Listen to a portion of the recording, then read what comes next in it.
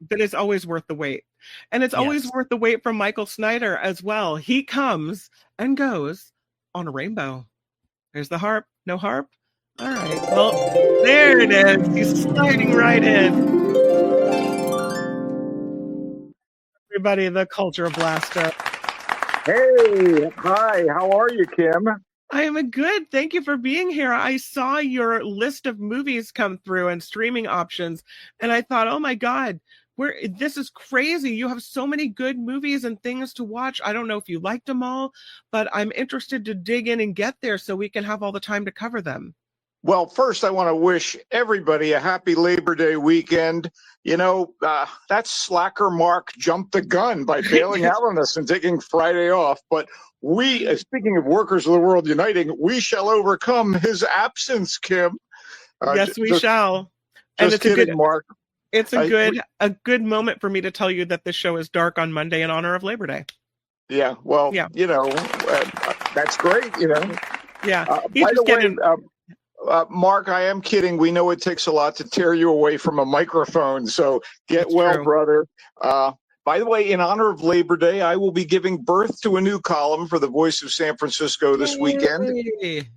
And if you happen to be going into labor, I wish you an easy time of it and a healthy baby. Okay, shall we get to films? Wait, tell me what your new column is this weekend. What's the topic?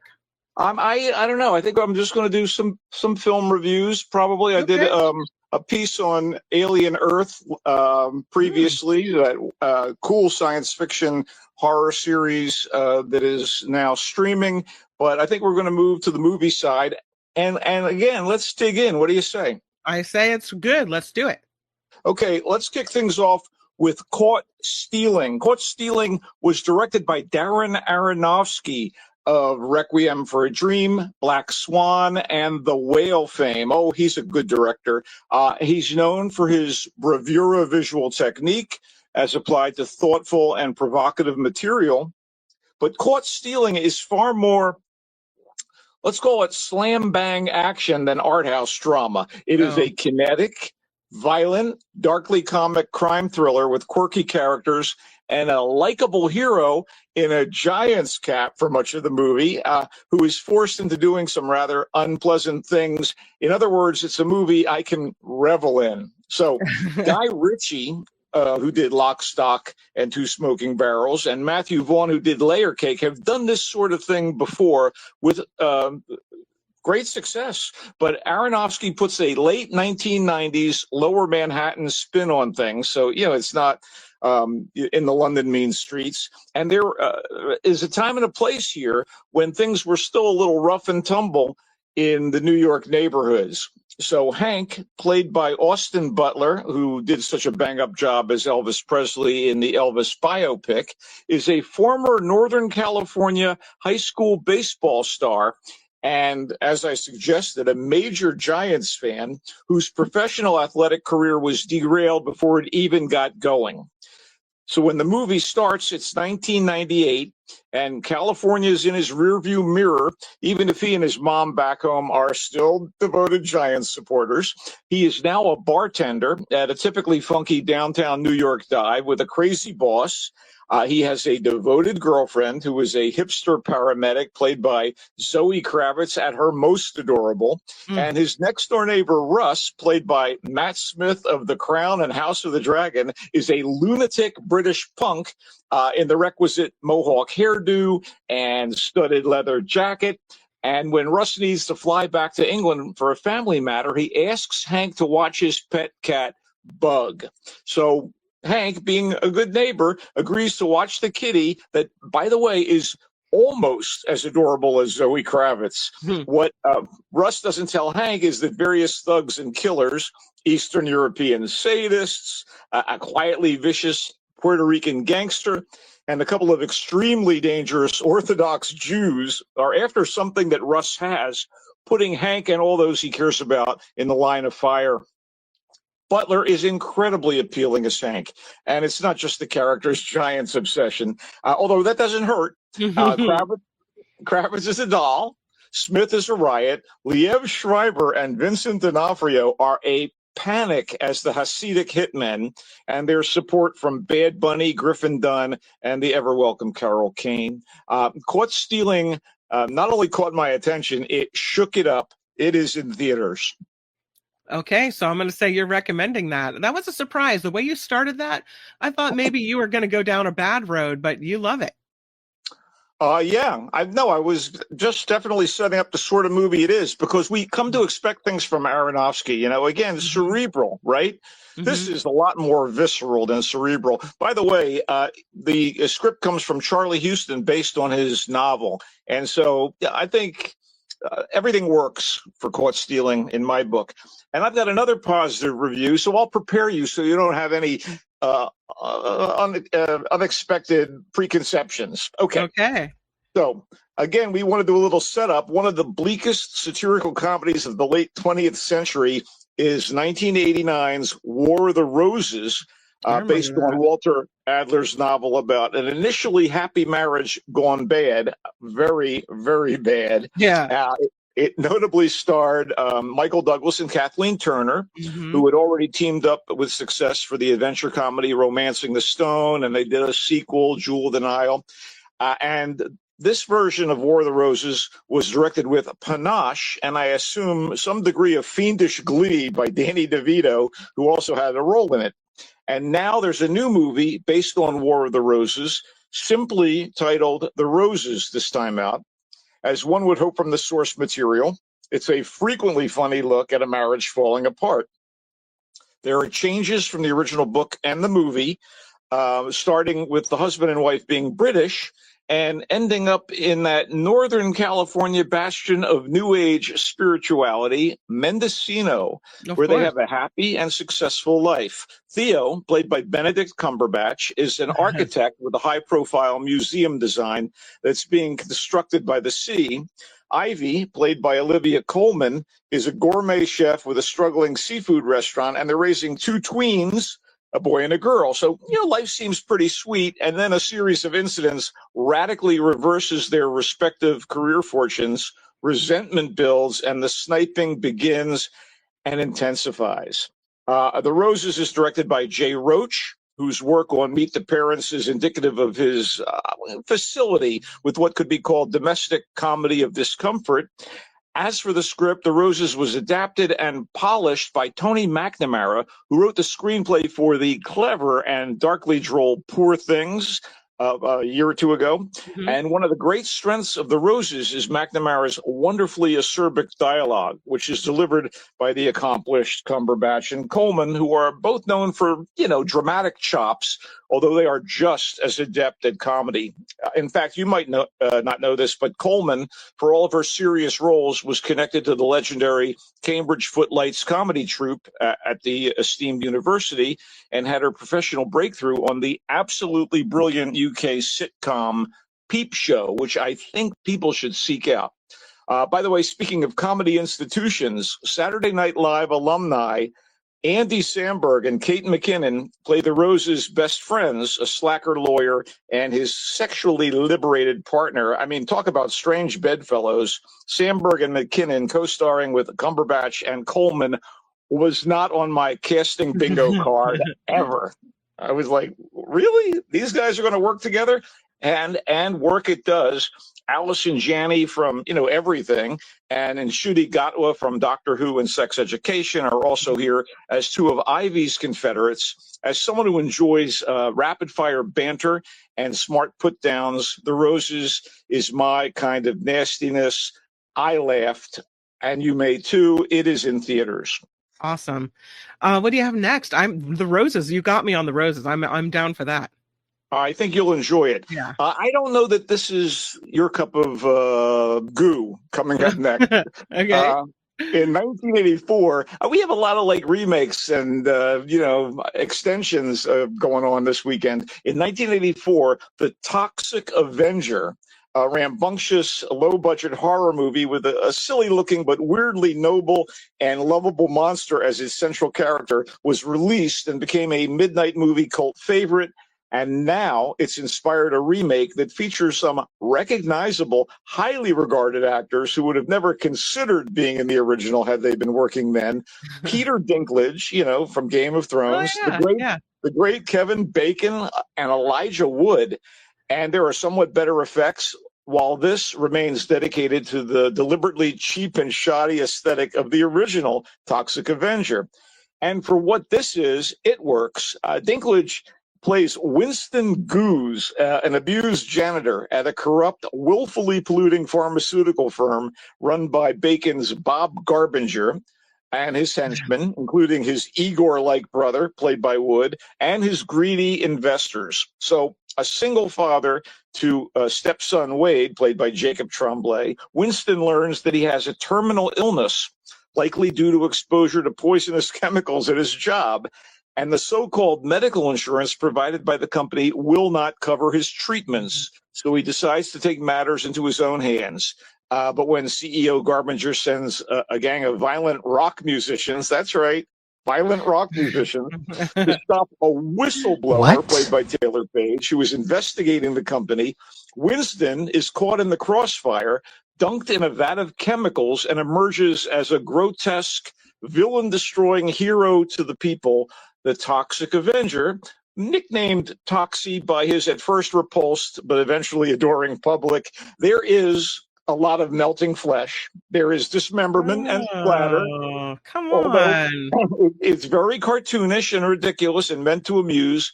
That said, the humor is often heavy-handed, resulting in what you'd call fitful laughter. And the over-the-topness of it all is familiar and a little kind of wearying in 2025. Still, the satire of corporate politics that tramples on the less fortunate and of untrammeled greed at all costs is pretty much of the ugly national moment. So if this sort of gross out foolishness is your jam, in other words, if you like the original, or this sounds cool to you, hey, enjoy. The Toxic Avenger is in theaters. Question: do you think that the big name casts with who did you say, Elijah Wood and Kevin Bacon, do you think that was just a payday for them? I mean, what are they doing in this movie? Well, Peter Dinklage is here as the central figure of Winston.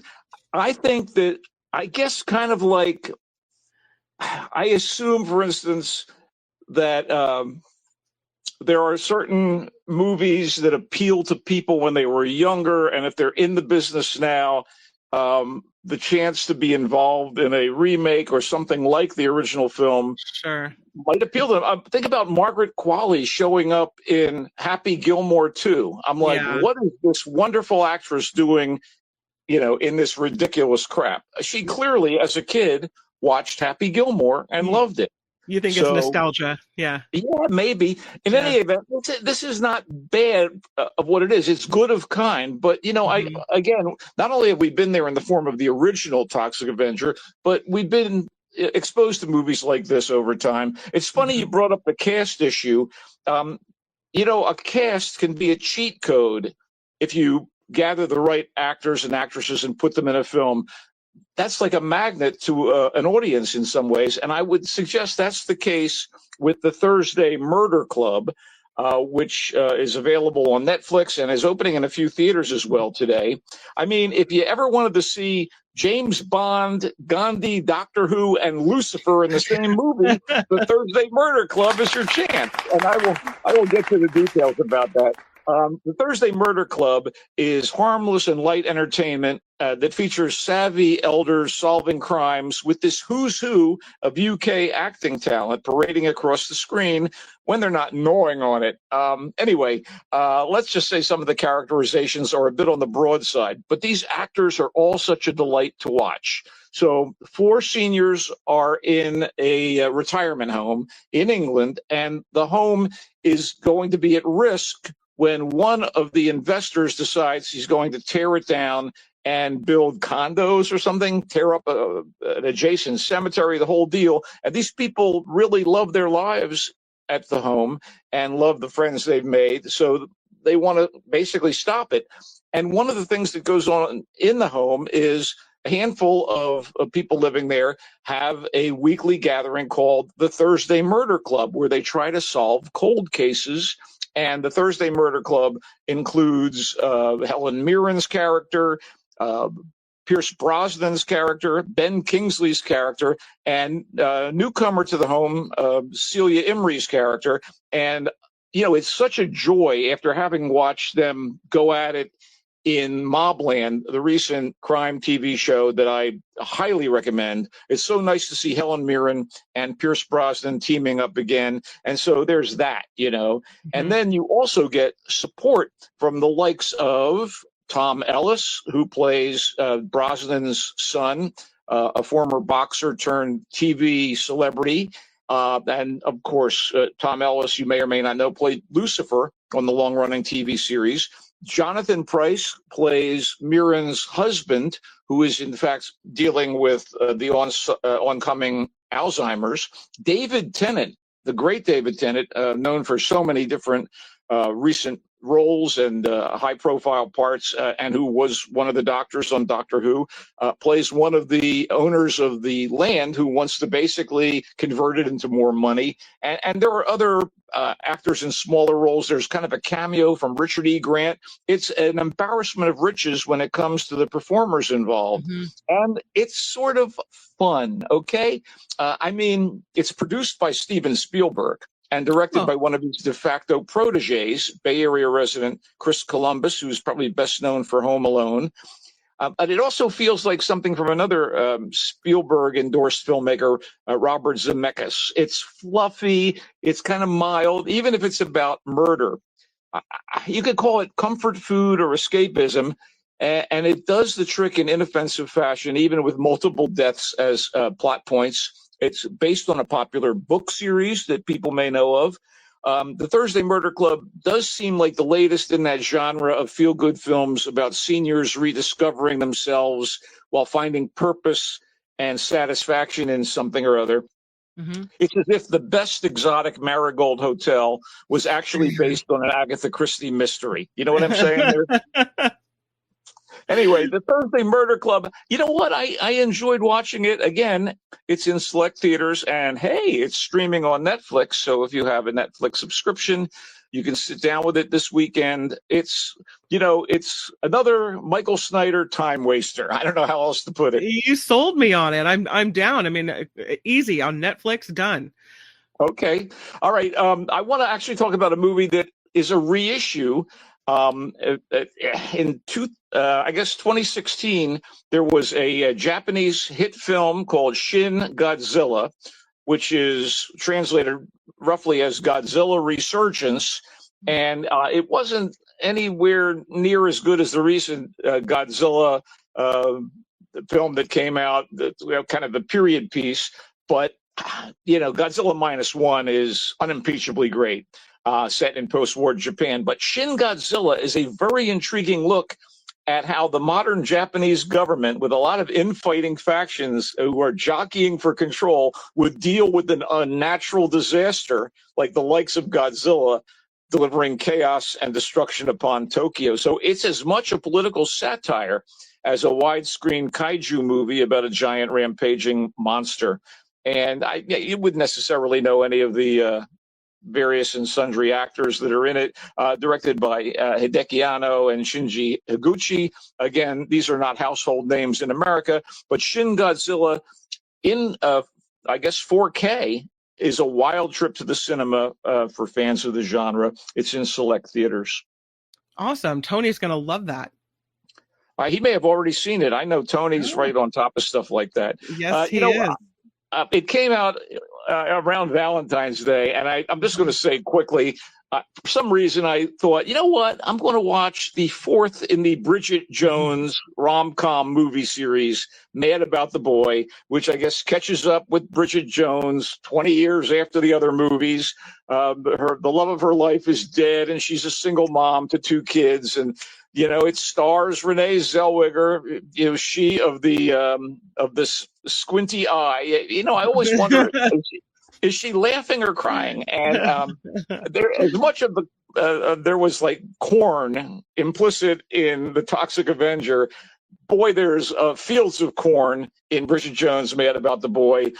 She has been a single mom for a while, and she's haunted by the ghost of Colin Firth. I mean, the guy who she was married to, played by Colin Firth. They bring back so many of the actors from the previous Bridget Jones movies in some what manner or other. Some are in significant fashion. Some are in fan service cameos. You do get the return of that Swain played by Hugh Grant.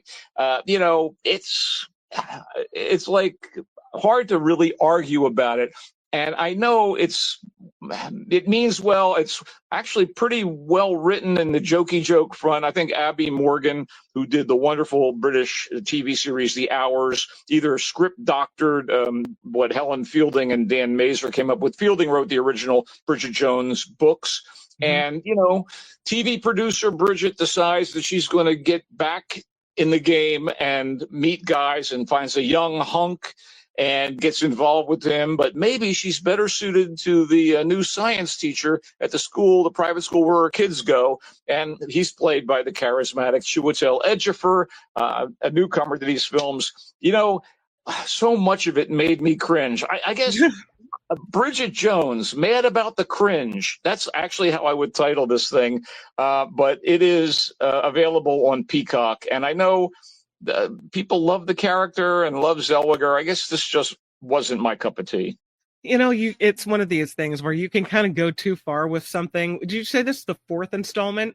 Yeah, and it catches up to the character. I mean, any movie that has, again, it's a cheat code. Hugh Grant, Jim Broadbent shows up as Bridget's father in a flashback. Emma Thompson, almost unbilled here as Bridget's gynecologist. I don't know. What? Isla Fisher is the mom next door, who's a bit of a harridan, and you see her literally for about 4 lines. So there's a lot of talent here again, but I think it's put to better use. This sort of top loading the actors of quality does kind of get good results with the Thursday Murder Club. This maybe not so much. No. What else is on TV? Okay, let's get to television really quickly. I am, as you well know, enamored of superhero stuff and what have you. And John Cena, wrestler and actor, or actor and wrestler, he's a pretty successful actor these days. He's back as the anti-heroic DC Comics superhero Peacemaker, aka Christopher Smith, a member of the Suicide Squad, and a guy who so wants peace that he doesn't care how many people he has to kill to get it. That's right. That's kind of his motto. Based on the first couple episodes of the 2nd season, that means more violent, profane, X-rated action and comedy, courtesy of DC Studios head honcho, director, writer James Gunn, who just oversaw the recent Superman reboot and made the wonderful Guardians of the Galaxy movies. Many cast members from season 1 of Peacemaker are on board, including Robert Patrick as Smith's abusive father, and Danielle Brooks, Freddie Stroma, Jennifer Holland, all playing agents or frenemies. And you get Frank Grillo as a spy master with a grudge, and a few cameos from the DC universe, including a few heroes popping up from the recent Superman movie. If this is the kind of thing you like, and it is, in my case, check it out. It is on Max, aka HBO Max, Peacemaker season 2. It's fun. And okay. I got something that's more in your wheelhouse, Kim. Okay. It's called Hostage, and again, it's on Netflix. It is a 5-episode miniseries with topical thrills involving terrorism, and it was so addictive that I went into binge mode immediately after watching episode 1. It has. I've watched this. I saw this. The Hostage has the benefit of the fine British actress Saran Jones playing the UK Prime Minister, who's in a crisis. They desperately need pharmaceuticals. Maybe they should go to the guy who ran the company in The Toxic Avenger, but they need pharmaceuticals. And she's going to kind of negotiate with the president of France, played by the great Julie Delpy, to get France to import pharmaceuticals, but there's going to be a price. And meanwhile, the UK Prime Minister's husband is kidnapped while working in Africa as part of Doctors Without Borders.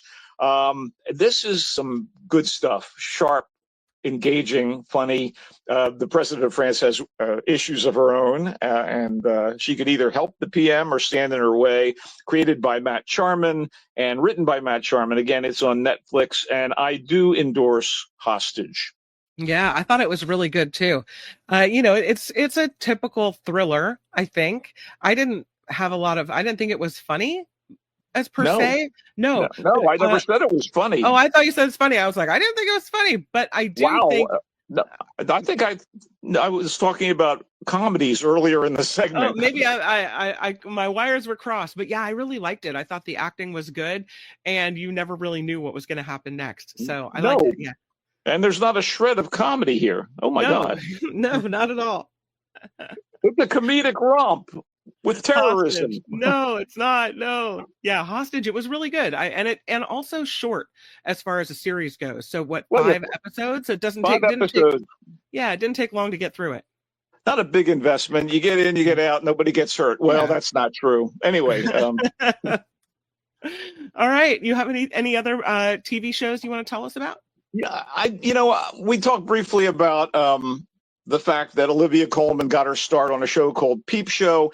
One of the 2 stars of Peep Show that she supported is a guy who I have always admired, and that would be David Mitchell of the comedy duo Mitchell and Webb. They play the mismatched roommates in Peep Show, and they've done individual projects. And Ludwig, which is on BritBox, is a wonderful crime procedural with a lot of wry comedy, unlike Hostages. Come on. Anyway, so Mitchell plays a London resident named John Taylor, and he is a socially awkward guy, but also a brilliant professional designer of popular puzzle books under the nom de plume Ludwig. He has serious agoraphobia, and it's so pronounced that his sister-in-law, Lucy, has to force him to leave his flat and come to her aid in Cambridge, where his twin brother, James, also played by David Mitchell, and the twin brother is a detective chief inspector with the Cambridge cops,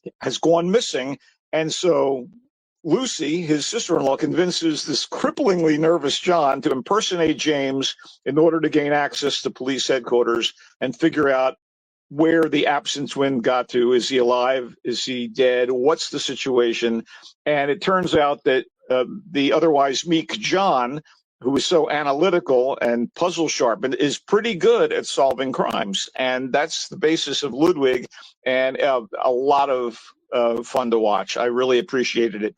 And I would say the casting is strong here, particularly since Mitchell is one of those naturals. He's just kind of a sad sack character, but obviously smart.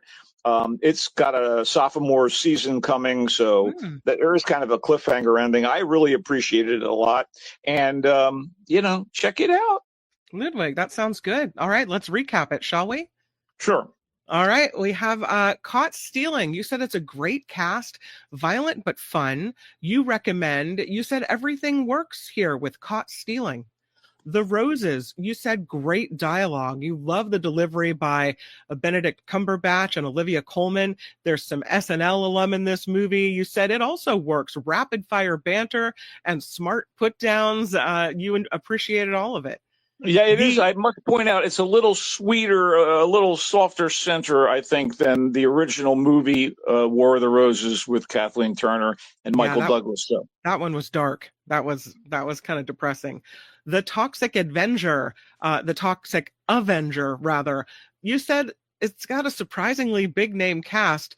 The humor you found heavy-handed and over the top, but still, you liked the gross out foolishness, and you said it's good of kind. Thursday. Oh, go ahead. No, I was going to say it's, I mean, I found it diverting, but obviously, we've been here before. The Thursday Murder Club. You said this is a harmless, light entertainment. It's fun.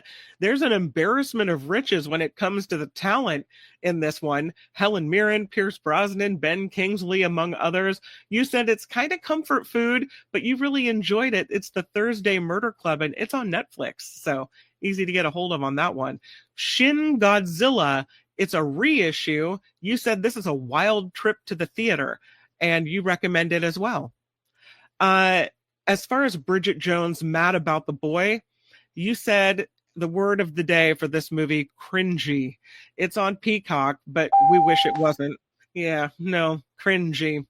Also, as far as streaming options, Peacemaker with John Cena, you said this is a fun movie and you recommend it, The Peacemaker. It's a series. It's a series, and let's also be clear. It's kind of X-rated, so there are times when you're wondering, am I watching your standard superhero fare? Is that full frontal nudity for men and women? Oh, yes, it is. And it isn't a lot, but it's there. So this is not for your son, Kim. Okay, this is we're not doing that. Not going there. Hostage. We both saw this. We both liked it. You said good stuff, sharp and engaging, and definitely not funny. That is Hostage, new series as well. There it is. Also, Ludwig on BritBox. You said it's really fun to watch, and you really appreciated this one. That's a series called Ludwig, and there you have it. So thank you. I appreciate you coming in and steering us the right way on this Labor Day weekend. Well, I do hope that people have a lovely time over the next few days. And remember what Labor Day is all about. And, you know, they may be trying to undermine the rights of workers and unions from D.C., but, you know, fight for what you believe in, people. Yep. Absolutely. Thank you, Michael Snyder. He comes and goes on a rainbow. Bye-bye. Good to see you. Michael Snyder, everybody. You can find his writing on thevoicesf.org. He says he's got a new column in the pipeline, so it'll be good to read it. He's such a good writer.